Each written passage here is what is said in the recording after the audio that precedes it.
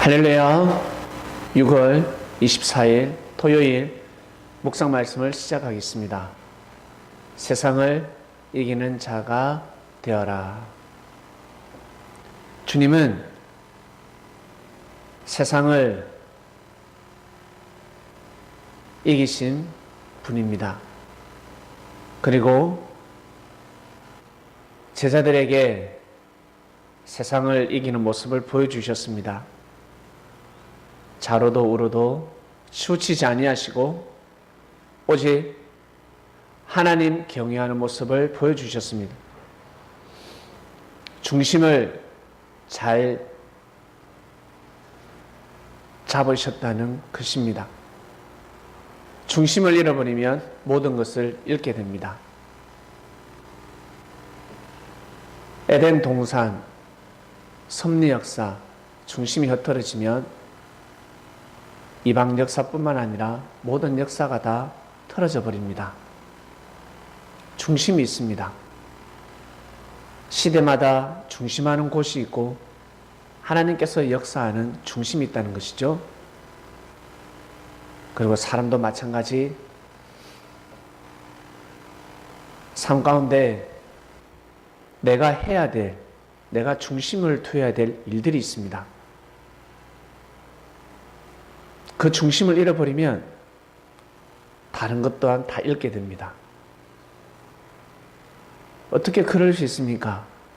하겠지만 여러분 몸 지체 중에 손바닥이나 발바닥이나 엉덩이나 허벅지나 총알이 관통하면 너무 고통스럽고 기절할 것 같죠? 그러나 살 수는 있습니다. 심장으로 총알이 관통을 하면 살 수가 없습니다.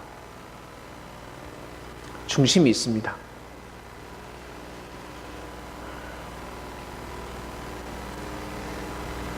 예수님은 제자들에게 세상을 이기는 방법을 가르쳐 주셨습니다. 쉽게 말씀을 드리면 첫 번째도 사랑이고 두 번째도 사랑입니다. 하나님을 마음과 뜻과 목숨을 다해서 사랑하는 건데 그것이 무엇일까? 하나님을 마음과 뜻과 목숨을 다해서 사랑하는 것이 무엇일까? 하나님이 어디에 중심을 두고 있느냐? 하나님이 하시고자 하시는 일을 뜻합니다. 하나님을 진정 사랑한다면 모세 시대 때는 출애굽해야 됩니다.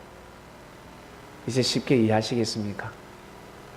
하나님을 사랑한다고 하면서 모세 시대 때 출애굽을 하지 않으면 다 입술신앙, 외식과 형식이 되는 것입니다. 나는 진심으로 하나님을 섬기는데요. 아니요, 받지 않습니다. 하나님은 받을 수가 없습니다. 일단 출애굽을 해야 합니다. 바로 이겁니다. 노아 시대 때 방주에 타야 합니다. 방주에 타지 않으면 하나님이 그 예배를 받을 수가 없습니다. 타야 합니다. 그처럼 예수님 시대 때는 예수님이 전하시는 말씀을 믿어야 합니다. 사람들이 선하고 착한 것 같지만 알고 보면 상당히 악합니다.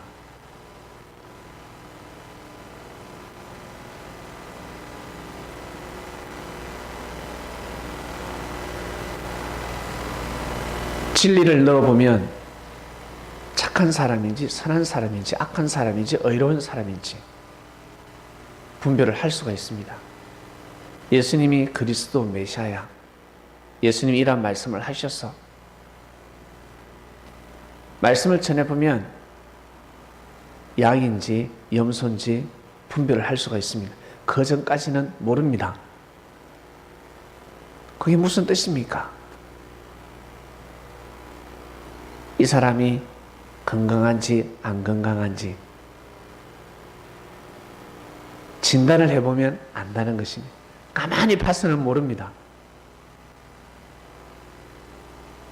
그리고 이 사람이 어떠한 사상을 가지고 있는지, 민주주의인지 아니면 공산주의인지 대화를 해보면 알 수가 있습니다. 이 나라를 정말 사랑하는 자인지 아니면 이 나라를 팔아먹을 자인지, 형제를 사랑하는 자인지 아니면 형제를 팔아먹을 자인지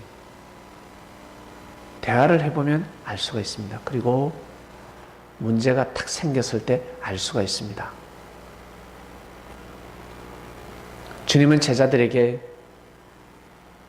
세상을 이기는 방법을 가르쳐 주셨습니다.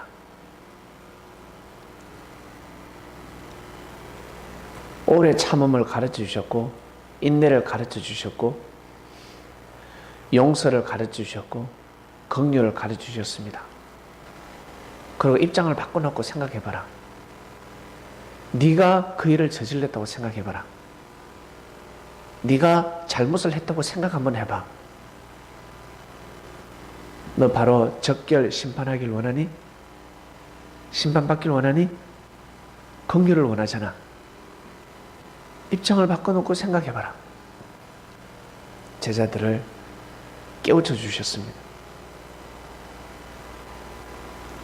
그러면서 하시는 말씀,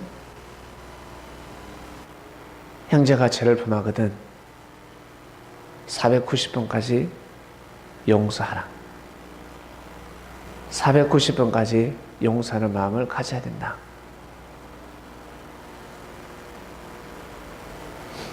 주님의 마음은 490번까지겠습니까? 죽을 때까지입니다.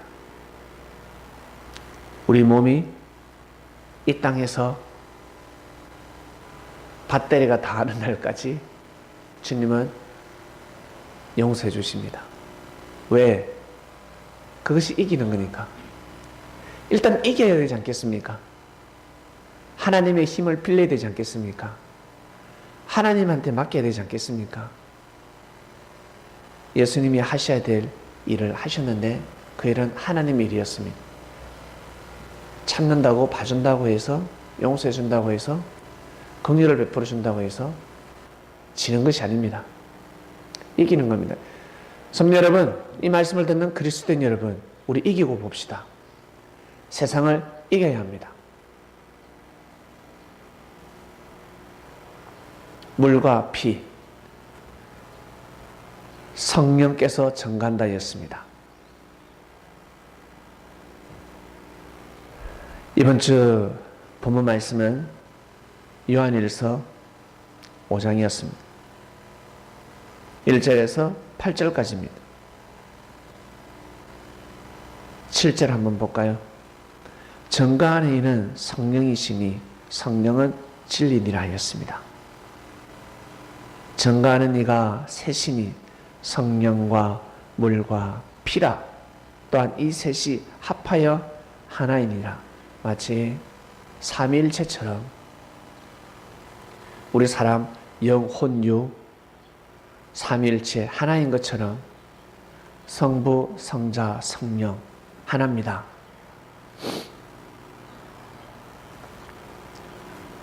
국가 그리고 국민 그리고 이 땅 하나입니다. 국가에는 법이 있습니다. 국가의 법과 그리고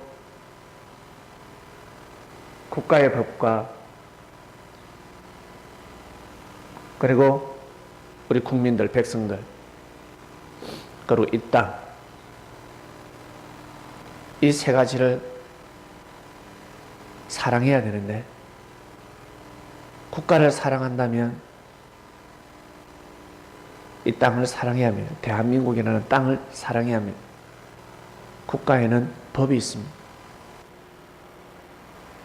법을 준수하고 법을 사랑하고 그 자체가 이 땅을 사랑하는 것이요 국민을 사랑하는 것입니다. 대한민국이라는 국가는 사랑하는데 대한민국 국민을 귀하게 여기지 않으면 헛되고 헛되게 됩니다. 대통령이 그리고 권력자들이 국법을 가지고 이 땅을 다스리는데 국민을 사랑하지 않으면 긍휼을 베풀어 주지 않으면 잘못을 저지르는 촉촉히 감옥에다가 가둔다 그러면 과연 이 땅에서 자유를 누리는 사람이 과연 누가 있겠습니까? 없습니다. 모두 다 감옥에 들어가야 합니다.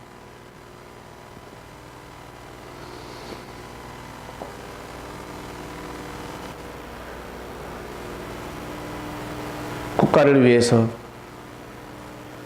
살아가는 사람들은 결국 누가? 국가가 증가하게 되어 있습니다. 사람이 증가하지 않아도 때가 되면 국가가 증가하게 되어 있습니다. 하늘이 알고 땅이 압니다. 주님은 사람이 증가하기보다 하늘이 증가하셨습니다. 하늘이 사람들에게 깨워줘 주셨습니다. 진리가 증거했다는 것입니다. 누구를? 예수 그리스도를.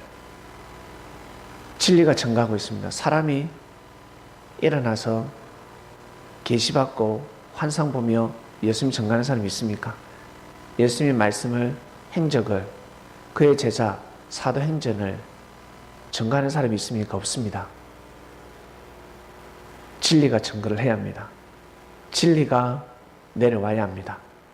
깨우침, 깨달음, 영감, 하늘에 함께 하셔야 증거할 수가 있습니다. 그러면 그 사람은 어떠한 삶을 살아야 되나? 피 흘리는 삶을 살아야 합니다. 이 땅에는 물이 필요하고 피가 필요합니다. 물과 피. 물은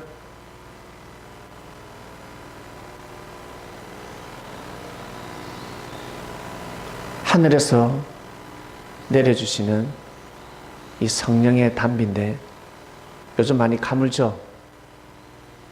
사람이 강에 있는 물을 퍼다 나른다는 것은 한계가 있습니다. 힘듭니다.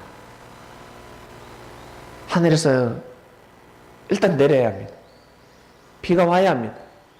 그래야 만물이 살 수 있고 만물이 살아야 사람이 살 수가 있습니다. 요즘 날씨가 너무 좋죠. 계속 맑죠. 이 날씨가 좋은 게 아닙니다. 때가 달라졌습니다. 옛날에 비가 계속 내릴 때는 해가 쨍쨍, 아침에 해가 쨍쨍 뜨면 야 날씨 맑다 기분 좋아야 되는데 지금은 비가 오지 않으니까 해가 또 오늘도 해가 뜨면 아 날씨가 안 좋다라고 해야 됩니다. 큰일 났네. 비가 와야 날씨가 좋다라는 말이 나갈 수가 있습니다. 환경에 따라서 바뀌었죠. 하나님 어떻게 역사를 하시냐에 따라서 우리 생각이 지금 달라지고 있는 겁니다. 비가 와야 합니다. 비가 오는 곳이 그립습니다. 하늘에서 비를 내려주셔야 합니다. 그러면 어떻게 살아야 되나? 비가 내려왔을 때 하늘의 역사를 감행하셨을 때 이제 우리는 어떻게 살아야 하나? 피 흘리는 삶을 살아야 합니다. 여러분 몸에 얼마만큼의 피를 보유하고 있습니까? 1리터? 2리터? 3리터? 여러분이 보유하고 있는 피가 있습니다. 눈에 보이는 피는 1시간만 흘리면 다 없어져 버립니다. 1시간까지도 가지 않는 사람도 있습니다. 그러나 그리스도께서 흘린 피, 산 가운데 생명을 살리는 그 피는 영원토록 흘려도 다하지 아니할 것입니다. 끝이 없습니다. 주님은 십자가의 길을 걸어가시면서 세상을 이기는 모습을 보여주셨고 힘이 없기 때문에 구름이 없기 때문에 십자가에 매달리신 것이 아닙니다. 하나님의 뜻을 이루기 위해서 그 길을 걸어가셨습니다. 육의 눈으로 볼 때는 죄인인 것 같고, 육의 눈으로 볼 때는 도망가지 못했기 때문에, 붙잡혔기 때문에 십자가의 길을 걸어가신 것 같지만, 몸을 내어주지 않고서는 하나님의 뜻을 이룰 수 없는 그때가 도래했습니다. 자신의 몸을 팔지 아니하고서는 역사를 살릴 수가 없었습니다. 다 죽게 생겼습니다. 자신의 몸을 산재물로 들이셨습니다. 마지막까지 그러한 삶을 보여주셨습니다. 피 흘리는 삶을 보여주셨습니다. 맨날 물만 주신 것이 아니라 이제는 피 흘리는 삶을 보여주셨습니다. 산 가운데 예수님이 얼마나 많은 마음고생을 하셨을까? 마음고생 많이 하셨지 않겠습니까? 웃는 혼인잔치지만 웃는 일보다 슬프고 화나는 일이 더 많았을 것입니다. 그러나 그것을 웃음으로 보여주셨습니다. 하나님 아버지께 맡기고 예수님은 웃는 모습을 보여주셨습니다. 긍정을 보여주셨습니다. 희망을 보여주셨습니다. 소망을 불어넣어 주셨습니다. 야들아 힘내자. 아무것도 아니야 이거. 그리고 하나님께 영광 돌리는 모습을 보여주셨습니다. 이것이 피 흘리는 삶이었습니다. 생명을 품는 모습을 보여주셨습니다. 아버지께서 보내주는 생명을 귀하게 여겼습니다. 정말 소중하게 여겼습니다. 얼마나 소중하게 여기냐면 이리들하고는, 저 독사의 자식들하고는 대화하지 마라. 사상을 나누지 마. 말씀에 떡을 떼지 마. 왜요? 지금은 안 돼. 먹으면 죽어. 그들이 주는 누룩을 먹으면 죽는다. 알겠니? 만나지를 말아라. 그들의 말을 듣지를 말아라. 죽는다. 하셨습니다. 그 정도로 사랑하셨습니다. 냉정하신 분이 아니라 그 사랑으로 사단의 역사를 냉정하게 채찍질하셨습니다. 자, 성도 여러분, 우리에게는 피가 있습니다. 살아가면서 헌혈 한번 해보지 않은 사람도 있을 겁니다. 근데 옆에 형제가 피가 모자랍니다. 피가 있어야 합니다. 부모님이 피가 있어야 합니다. 같은 혈액형입니다. 피를 나눌 수 있는데 안 돼. 내 이 피가 어떤 피인데 10년 동안 하루 세 끼 꼬박꼬박 챙겨 먹은 피야. 운동을 내가 얼마나 했는데 안 돼. 보약을 내가 불과 얼마 전에 보약을 먹어서 안 돼. 이 피를 줄 수가 없어. 그러겠습니까? 일단 살고 봐야 되지 않겠습니까? 의사 선생님, 얼마 정도 피를 제 몸에서 뽑을 수 있습니까? 일단 저 생명을 살려주세요. 해야 되지 않겠습니까? 이처럼 산 가운데 여러분의 인내가 필요합니다. 힘들고 어렵고 고통스럽고 섭섭할 때도 있고 시기 질투할 때도 있고 정말 속상할 때도 있고 화가 끝까지 치밀어올 때가 있습니다. 그럴 때 섭리인들은 정말 그리스도인이라면 주님한테 맡기시길 바랍니다. 맡기는 마음을 가져야 되고 훈련시켜야 됩니다. 자꾸 훈련해야 됩니다. 끝까지 살면서 여러분 몸에 가지고 있는 피를 다 흘리시길 바랍니다. 예수님 십자가상에서 모든 피를 흘리셨고, 그리고 그전에는 보이지 않는 피, 정말 생명을 사랑하면서 자신의 마음고생에 가시면서 생명을 사랑하는 피를 흘리신 분입니다. 그래야 생명을 살릴 수가 있습니다. 우리 또한 마찬가지입니다. 이 운명을 피해갈 수가 없습니다. 피해갈 수 없죠? 피해갈 수가 없습니다. 꼭 그렇게 삶을 살아가시길 바랍니다. 그러면 세상을 이기는 자가 되는 겁니다. 말씀을 들어보니까 어떻습니까? 예수님의 말씀을 들어보면 자랑하고 교만하고 굴릴만한 말씀이 아닙니다. 다 고개 숙이는 말씀입니다. 품는 말씀입니다. 그래서 주님은 이기는 삶을 사신 겁니다. 본인이 그런 말씀을 하셨으니까 주님도 이기는 삶을 사셨고 그 말씀을 믿고 가는 우리들 또한 이기는 삶을 살아가는 것입니다. 오늘도 승리하는 삶을 사시길 바랍니다. 내일은 또 새로운 말씀을 받는 주일을 맞이하겠습니다. 기도하겠습니다. 하나님 아버지 감사합니다. 주께서 말씀하시기를 세상을 이기는 자가 되어라 하셨습니다. 더 많은 말씀이 있지만 이번 주 말씀을 통해서 세상을 이기는 방법이 이거구나. 나는 이미 세상을 이기고 있구나. 사람들 보기에는 내가 부족하고 미약한 것 같지만 하늘이 보시기에는 이기는 삶을 살아가고 있구나. 웃는 얼굴에 침 못 뱉는다고 미소를 잃지 말아야지. 나의 생각, 이 의식 부정에서 긍정으로 바꿔야 되겠구나. 건전한 생각을 해야 되겠구나. 내 생각이 바뀌면 이 세상이 달리 보이는구나 라는 것을 알게 되었습니다. 주께서 피를 흘리는 삶을 살아가셨던 것처럼 저희들 또한 저희들이 가지고 있는 피를 다 이 땅에 쏟아붓고